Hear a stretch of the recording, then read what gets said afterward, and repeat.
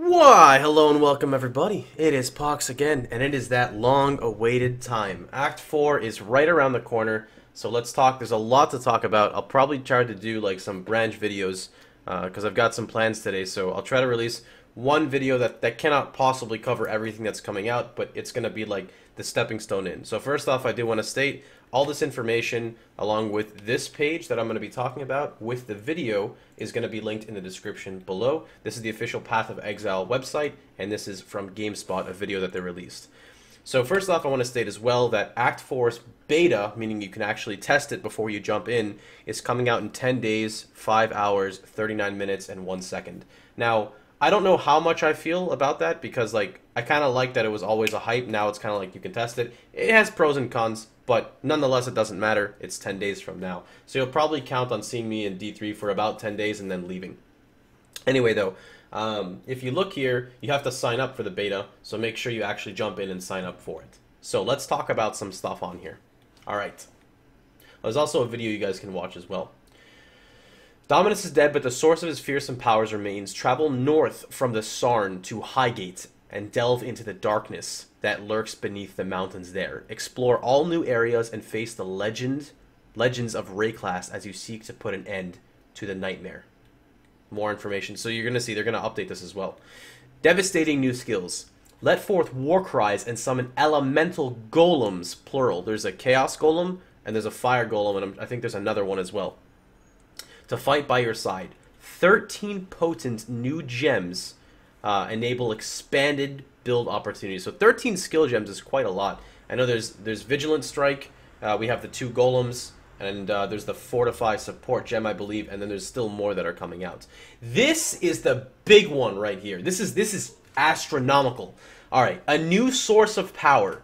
Find powerful jewels that you can socket into the passive skill tree to erase your weakness and magnify your strengths. Socket unique jewels to modify sections of the tree itself. Now, the reason why this is so crazy is Path of Exile is always so crazy with, you know, how unique you can be.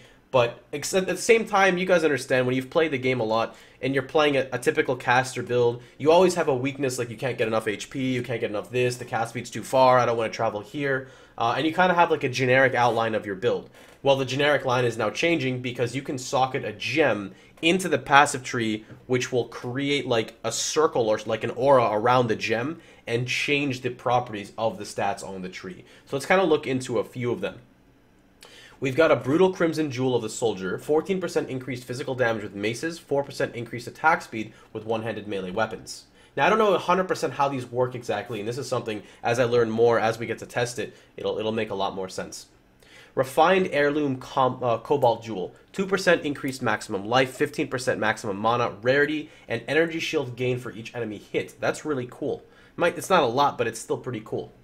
2%, excuse me, plus 2 to maximum number of skeletons, 20% increased skeleton duration is also really, really, really cool. Actually, it's not. Skeletons are pretty useless as of right now, but that's okay. Alright, then we have Dark Thoughts Cobalt Jewel. If at least 70 intelligence is allocated within the radius, so that's the radius that's the radius from before, sorry, if at least 70 intelligence is allocated within the radius, enemies can have an additional curse. That's also really, really interesting because normally you spend 4 points on the tree to get dual curse, but potentially here you could pick up like a 30 intel node and work around with it, and then somehow you could probably get another curse. And I'm really excited about that because I play casters, I play a lot of intels, and I always get dual curse, so it's pretty interesting. Passives in radius can be allocated without being connected to your tree. This one is, I don't even know, like could you get like the more ES multiplier from CI without actually picking up CI? Like, could you get phase acro without getting acrobatics? Like, you have to think of how crazy these combinations could be. Now, we're limited because I think there's certain spots on the tree where you can allocate these, but just think of all the potential you could have by doing this. Alright, let's move down. Exotic new items. So this is a really interesting because this is like the PK part, and I know that sounds really weird. PK is player killing. So you've got a Diadin, or Diadin, I don't know how to pronounce these, heavy belt. It's got pretty good stats. It's got strength base, life, fire, cold. Enemies ignited by an attack burn 20% faster. It is an attack, not a spell. Deal no physical damage. 3% of attack damage leached as life against chilled enemies. Now here's a PK item. Empire's Grasp Goliath Gauntlet. So it's pretty good armor. Nothing else on it except for knockback on it. But knockback direction is reversed. So Shockwave Totem would actually pull enemies in rather than out. See, it's kind of interesting the way it works, right? So that's really, really interesting on pulling enemies inward instead of outward. Next up, we have a Lionized Vision Crusader Plate. Decent armor, pretty good life. 2% of physical attack damage leached back as mana, really nice. Socketed gems are supported by level 15 Pierce, kind of interesting with an armor base, but 20% chance to be pierced by a projectile. Kind of funky a little bit. I don't know how that would work for party play and whatnot. Then we've got a new base coming out, which is a two-handed sword. And the thing to note about this sword is it's a 6% crit base and a 50% crit multiplier. So that's really, really cool. And these are the Markeith or whatever weapons. And then as stated before, the new beta is coming up with user interface improvements, customization options, and a completely rebalanced game experience from the very first level. These changes are so comprehensive that we're running a closed beta for The Awakening. The beta starts on the 20th. Remember, if you want to pop in, just sign up on pathofexile.com/theawakening, and this will be linked down below for you guys. So let's bring up some screenshots really fast for you guys to see. You can see here in this one, this is a new type of attack. It looks like kind of like a glacial cascade, but a fire. I do believe this is being used by the guy here. I don't know if this is Comb or who it is specifically. Then we've got new mob types. Actually, the art style looks really cool on them. I don't know if this is a golem or what this is in the back. I'm not sure. This looks pretty cool though, with just new mob types here. Then we've got a picture here of just, I think, new microtransactions or cosmetics. We've got, this is the Abyssal Cry, and we've got the Golem. I think the Golem's over here as well. We've got, I think the Fire Golem is here, and new mob types. Actually, kind of looking similar to Diablo 3 genre in a way. And then we have here, I think this is the Golem, and I think this is the new sword. I think. I don't know. Not 100% sure.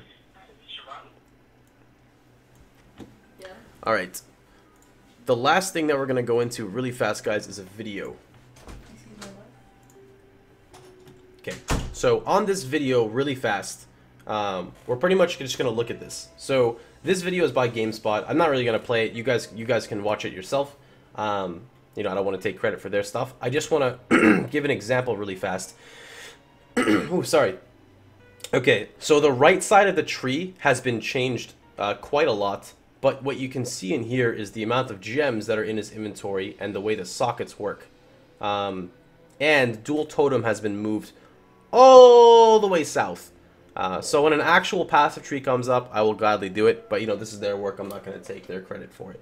But that's pretty much about it that I wanted to, share with you guys for now. You can expect much more content of this coming up in the near future. And you can expect me back on PoE in exactly 10 days as well. So, hope you guys enjoyed the video. Remember, if you do, feel free to give it a like, share, thumbs up, and subscribe to my YouTube. Remember, you can check me out streaming daily at twitch.tv/Pohx. Although I will not be streaming PoE until the 20th. I'll be streaming Diablo 3 until then, since the new season's coming out in like 7 or 8 hours.